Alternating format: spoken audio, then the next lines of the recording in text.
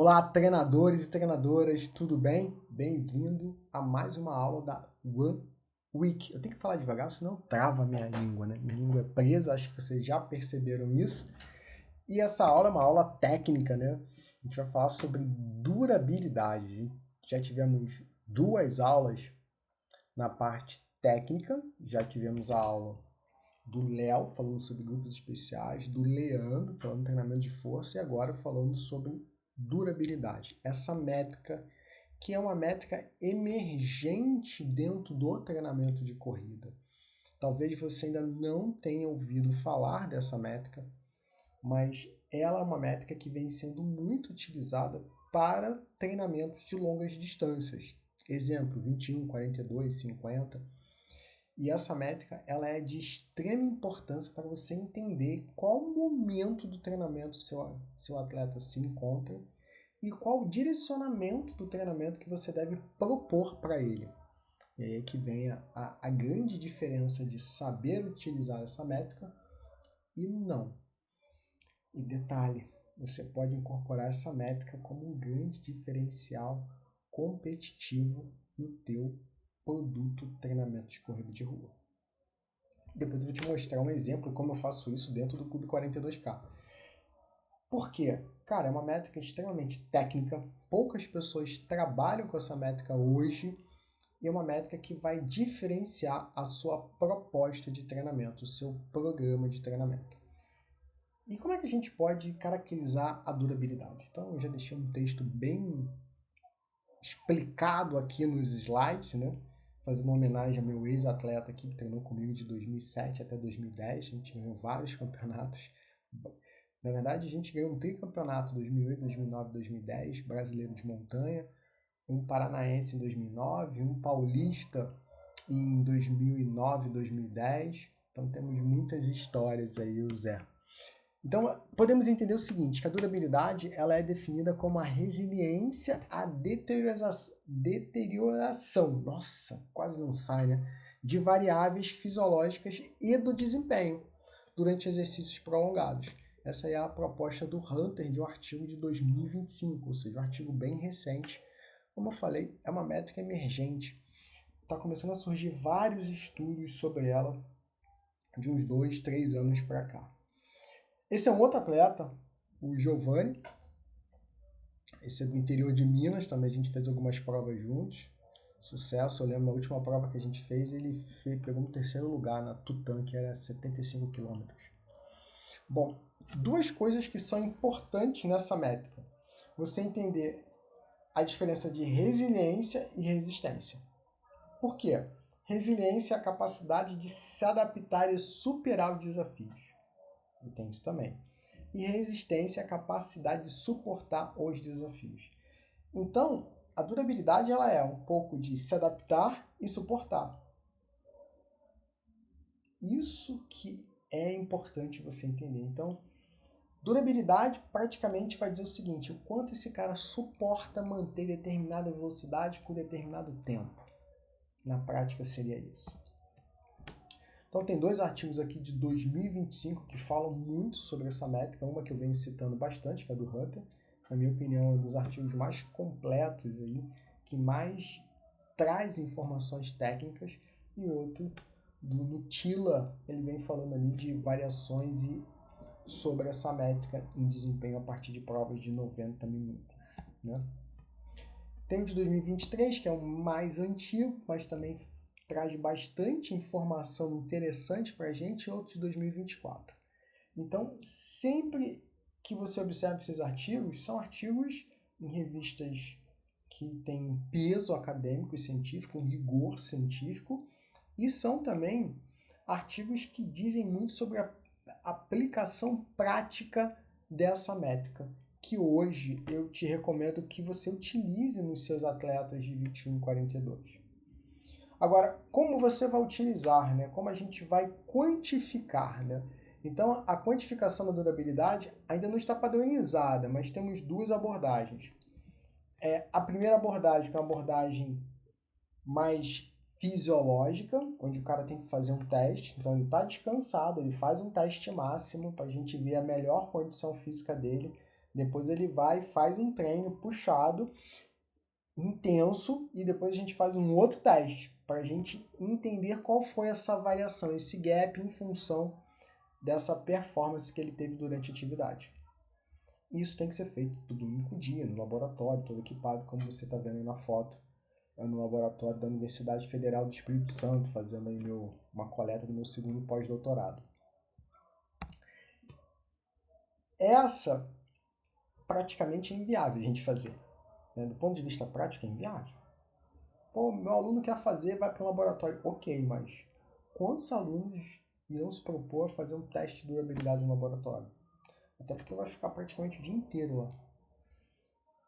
E temos uma segunda, onde ela, na verdade, ela quantifica a partir do desacoplamento da taxa de trabalho interno para externo. O que é isso, Alexandre? É, na verdade, uma abordagem matemática. Você pega 2 testes contra o relógio e faz uma análise matemática para entender qual foi esse déficit de pacer. Inclusive, déficit de pacer é o nome que eu utilizo para esse teste dentro da plataforma Pace Pro, que é o teste de durabilidade dentro da plataforma. Na prática, como seria utilizar isso no dia a dia? Então eu vou trazer aqui para você como eu faço dentro da plataforma e como você pode fazer também dentro da plataforma Pace Pro. Se você ainda não é nosso usuário e quer fazer um teste, digita aqui nos comentários, teste, que eu vou te mandar um link para você testar gratuitamente por 30 dias a plataforma Pace Pro. Bom, vamos lá. Eu entrando aqui no menu, eu entro aqui em déficit de pace. Hoje a gente tem mais uma outra variável que mede também a durabilidade. Déficit de pace é o nome da métrica que a gente deu para medida de durabilidade dentro da plataforma Pace Pro. E por que déficit de pace? Porque a gente trabalha com uma relação realmente de déficit de pace, uma relação matemática que vai interpretar isso. E aqui tem os resultados já, mas eu vou fazer melhor. Eu vou sair daqui e vou abrir a plataforma para a gente fazer na prática. Não é nada melhor do que tá ao vivo, faz na prática. A gente não tá ao vivo, tá gravado, mas vamos fazer na prática. Então eu tô aqui na plataforma, tô online, ó, tá vendo? Aí eu venho aqui no menu lateral da plataforma. Então eu posso utilizar tanto o déficit pace como essa outra variável. Qual a diferença, Alexandre? Essa aqui eu recomendo mais para provas curtas de 5 e 10 km, em função dos testes que estão cadastrados ali. E ela também vai te dar a velocidade crítica. Então ela é uma métrica que te dá 2 métricas. Na verdade é um teste que te dá 2 métricas, melhor dizendo. Mas vamos aqui trabalhar com essa aqui, que já está aqui. Então eu já fiz alguns testes, a distância da prova-alvo. E aqui o déficit de pacer. E é claro que vem a recomendação. Então vamos fazer 2 simulações aqui para a gente poder já comparar com os resultados que já estão aqui. Então primeiro vamos fazer de uma prova de 10 km. Então eu vou botar uma data que não é hoje, tá? Só para não ficar data. Então eu vou fazer uma interseção. O que seria isso? Interseção é quando eu pego um único teste e faço esse cálculo dentro de um único teste contra relógio. Isso é indicado para provas de 5 e 10 km. E o interseção é quando eu pego 2 testes e comparo o resultado desses 2 testes. Então, vamos fazer o interseção? Vamos fazer aqui a distância que eu vou selecionar aqui, 5 km. Beleza. Então, ele vai fazer 5 km contra o relógio. O que seria 5 km contra o relógio? É um teste, vai fazer a melhor velocidade possível. Então, no primeiro quilômetro, ele passou aqui a 0,400. E aí, no quinto quilômetro, ele fechou no pacer médio de 0,0, 0,5 e 20. E eu vou dar em calcular. Perceba que aqui a gente está falando do pacer, tá? Então, seria o tempo do primeiro quilômetro e o tempo ali que ele fez no último quilômetro. Então, quando eu dou o calcular aqui, ele está mostrando aqui para mim. Ele tem um déficit de pacer elevado, e aqui a indicação é aumentar o treino de resistência, foco nos treinos de estabilidade e nos treinos longos, e também nos intervalados de condicionamento. Então ele já me dá aqui um parâmetro para eu poder direcionar os treinos. Então você tem essa possibilidade, se está treinando com uma prova de 5 ou 10 quilômetros, você tem essa possibilidade de fazer esse tipo de teste para medir a durabilidade. Agora, vamos supor que eu venho aqui, eu quero mudar. Eu vou para uma interseção. Aí tem uma dinâmica diferente. Eu venho aqui e seleciono a minha prova. Aí, quando eu seleciono a prova, ele já vai me dizer os 2 testes contra o relógio que eu tenho que fazer.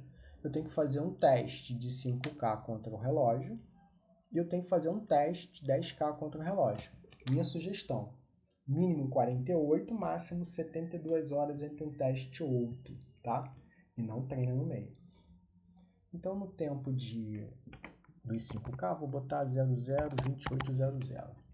Aí no tempo dos 10K, eu vou botar 00, não, vou botar 01, 010, 010. Não, tá 20. Deixa eu ver se dá pra botar 10. Tá. Isso. 1 hora, 10 minutos e 10 segundos, beleza. E aí eu vou botar calcular de novo.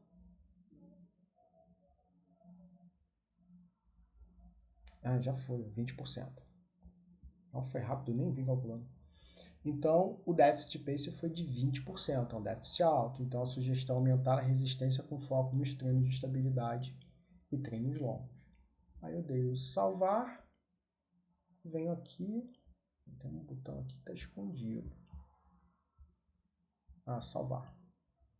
Aí eu volto para a tela inicial. Então, no dia 8/3.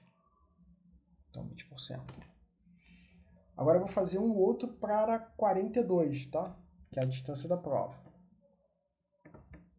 Então eu vou botar a data de hoje, que é a data que eu estou fazendo o cálculo.